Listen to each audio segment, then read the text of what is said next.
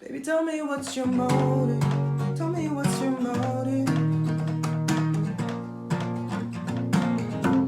Baby, tell me what's your motive. What's your motive? What's your motive? What's your... Baby, tell me what's your motive.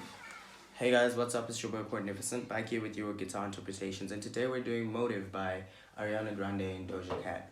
It's a very easy song. We're using 4 basic chords. Just make sure your guitar is in style tuning and put your cap on fret number 1.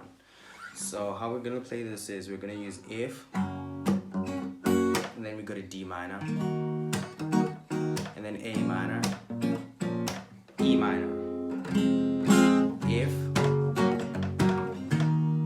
D minor, A minor, and then E minor. Okay.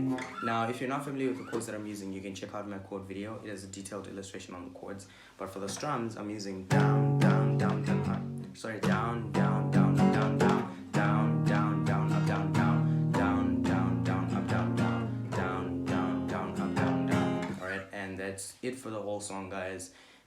Pretty easy song.